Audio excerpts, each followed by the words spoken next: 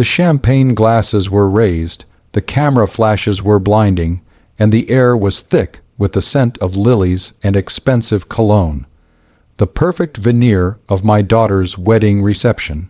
I, Robert a 62-year-old retired civil engineer, was smiling broadly, feeling that quiet satisfaction of a father who'd paid for every perfect detail. But that perfect veneer was about to be obliterated by a moment of sheer, unbelievable malice. My daughter, Amelia *30, and her new husband, Victor *34, were about to do their traditional thank you toast. Victor, a man I had always instinctively disliked, stepped to the microphone. He looked directly at me, not with gratitude, but with a sneer of contempt, and instead of raising his glass of expensive, clear white wine, he smoothly, deliberately, drained a large glass of muddy, foul-smelling liquid, what looked and smelled exactly like gray water mixed with sludge right over my head. It wasn't an accident. It was a planned, public act of humiliation executed with chilling precision. The noise in the ballroom died instantly, replaced by a collective gasp. I stood there, dripping with waste, the odor sickening, my expensive tuxedo ruined, and my vision blurred by the foul water. The core conflict was instant and terrifying. Do I, Robert, the humiliated father of the bride, maintain my composure for the sake of my daughter's happiness? Allow security to quietly escort me out for a change of clothes, thereby swallowing the public disgrace and validating Victor's power play?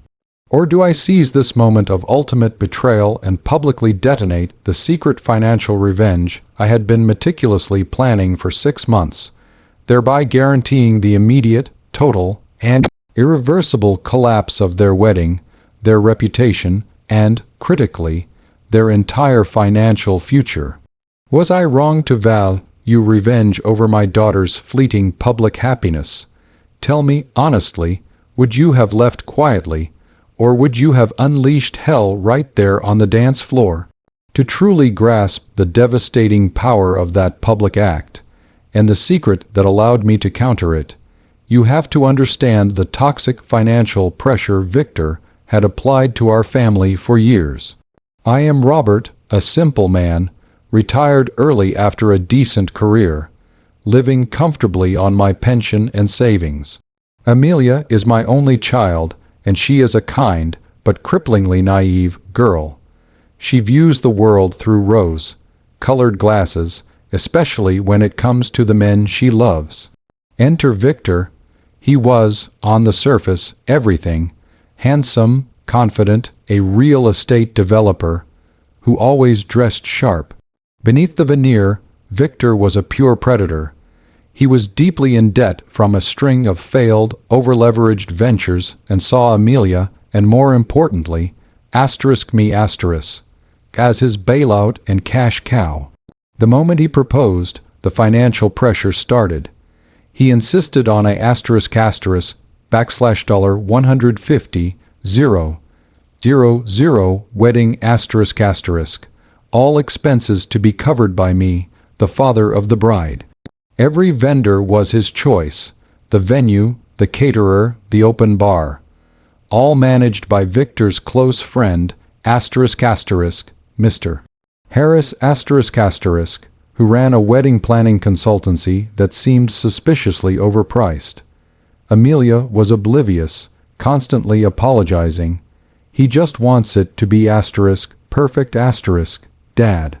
My real alarm bells began ringing 6 months ago when Victor started relentlessly pushing me to invest a large portion of my retirement savings, around $400,000, into his latest guaranteed real estate development. The pitch was aggressive, constant, and borderline hostile.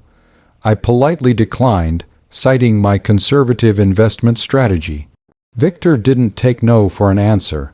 He started emotionally manipulating Amelia, telling her that my refusal was proof that I didn't support their future. That's when I hired my own private investigator, Mr. Doyle, to look into Victor's finances and his wedding vendor connections. Mr. Doyle's findings were catastrophic.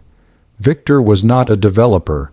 He was a con man running a classic Ponzi-style real estate fraud using new investment money to pay off interest on old debts. The wedding itself was a direct cash grab Mr. Doyle discovered two explosive facts. 1. The vendor kickback scheme. Victor and his wedding planner, friend, Mr. Harris, weren't just overpriced. They were running a vendor shell game The $150,000 I paid was being siphoned. Victor was paying his friend Mr. Harris a massive kickback around $75,000, which Victor was then using to pay off his most urgent personal debts just to stay afloat long enough for the wedding. The wedding was merely a $75,000 event priced at $150,000, and I was footing the bill for his immediate bankruptcy avoidance. 2. The real estate hook. Mr. Doyle also discovered that Victor had planned to use the emotional high of the wedding to corner me one last time to sign the $400,000 investment papers. If I refused, he planned to use the marriage as leverage to force Amelia to demand the money. I decided then and there that simply canceling the wedding wasn't enough. Victor needed to be destroyed financially and publicly. I decided not to tell Amelia because her naive denial would only sabotage the plan. I would let the wedding proceed, and I would wait for the right moment to strike. My counter-plan, meticulously developed with Mr. Doyle and my corporate lawyer, MS, Chen was built on one piece of documentation, the wedding contract. MS.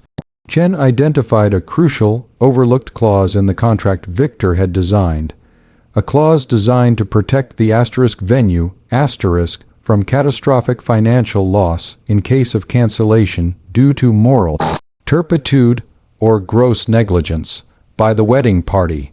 My revenge was hinged on Victor providing the gross negligence necessary to trigger the cancellation clause. And then Victor delivered it perfectly. The public pouring of the waste, a slurry he likely brought in a hidden flask, meant to humiliate me into quiet submission, was the definitive, public act of gross negligence and moral turpitude. Required, I stood there, waste dripping from my hair, across the face, down the front of my tuxedo, the stench permeating the air. The ballroom was silent. Amelia, for the first time, looked at Victor not with love, but with horror. Victor, confident in his victory, smirked, setting down the empty glass. "That's for trying to cut me out, old man. Happy wedding. 5 minutes." That's all the time I needed. My voice, when it came, was dangerously calm, cutting through the silence.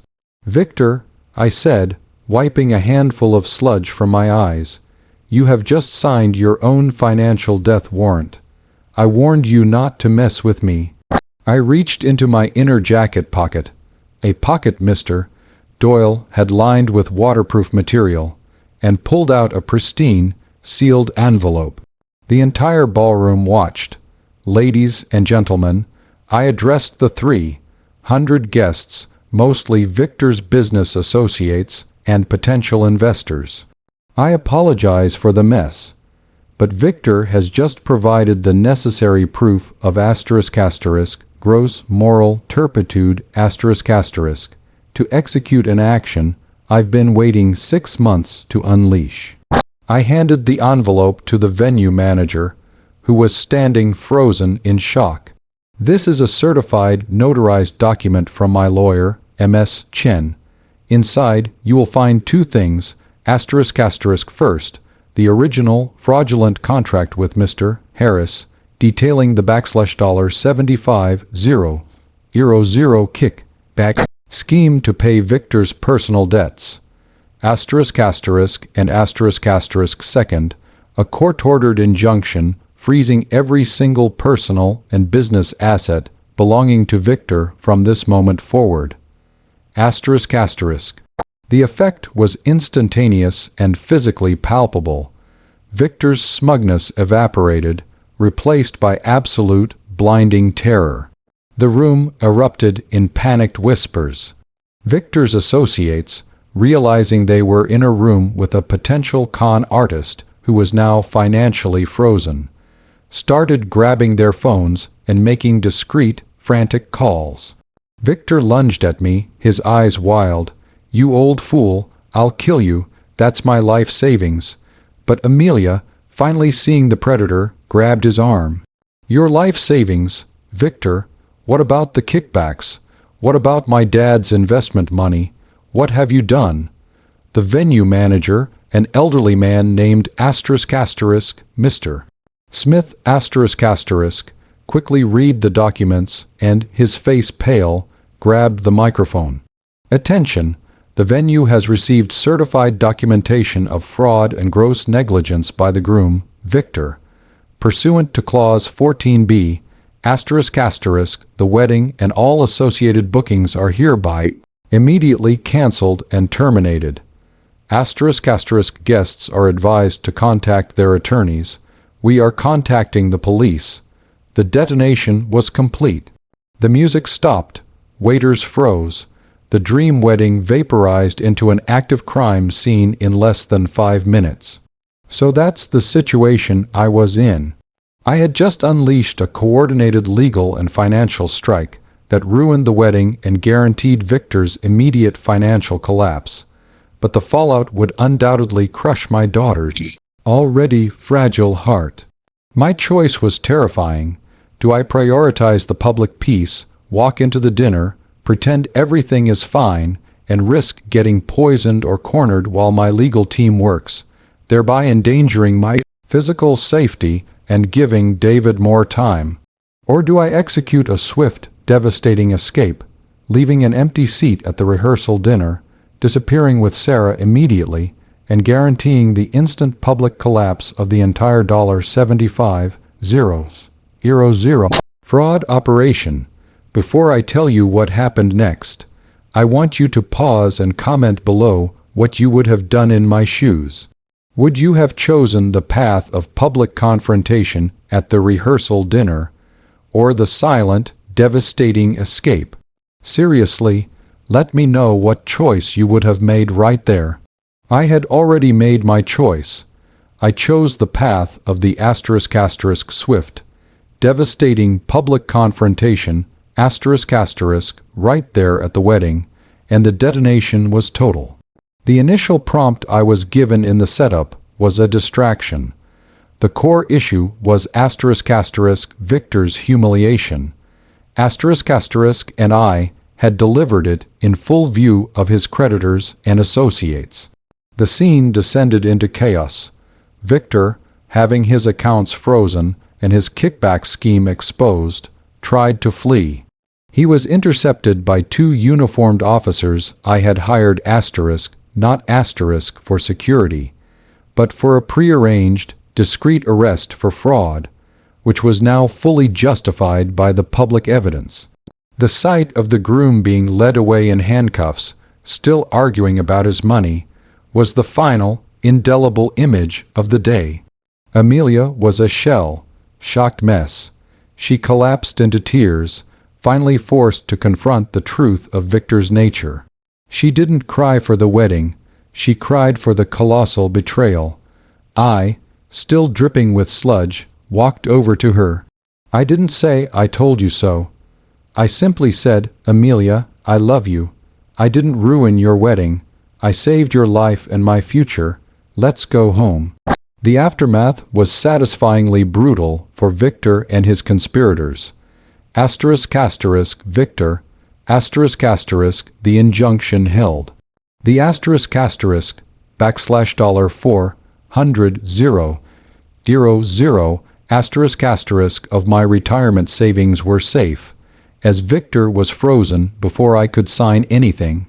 The $150,000 wedding money was immediately secured by the venue manager, Mr. Smith, who, with Ms. Chen's guidance, initiated legal action against Victor and Mr. Harris for fraud and breach of contract. Victor was charged criminally for the real estate Ponzi scheme and civilly for the fraud against the venue. The wedding money, minus the costs incurred by the venue, was eventually refunded to me. A huge, unexpected win. Victor's career was annihilated. He faced total financial ruin and likely jail time. Mr. Harris the planner. He was implicated in the kickback fraud and lost his license. The sham wedding planning consultancy vanished overnight. Amelia. The journey back was painful. The sludge on my tuxedo was nothing compared to the emotional grime she had to wash off. She was devastated, but the immediate, incontrovertible evidence Victor's act of public humiliation, the kickback contract, the handcuffs, left no room for her usual naive denial. She recognized, finally, that I had been protecting her, not undermining her. She divorced Victor immediately, the entire marriage having lasted less than an hour. The ultimate gain was the deep, painful reset of my relationship with Amelia. She finally saw me not as a roadblock to her happiness, but as her protector. She came home, not to a canceled wedding party, but to a quiet, supportive environment. I never did get my full $150,000 back, but after the venue's partial refund and the recovery of some assets, I broke even on the true cost of the necessary services. The real triumph was saving my $400,000 retirement fund. The cost of one ruined tuxedo and a few minutes of public humiliation was the cheapest, most effective investment defense I ever made.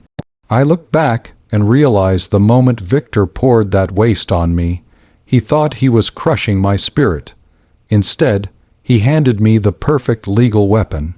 Like this video if you think Robert's revenge was justified and perfectly executed. Subscribe for more stories about financial betrayal and ultimate checkmates. And please, share your final thoughts on this whole mess in the comments section below.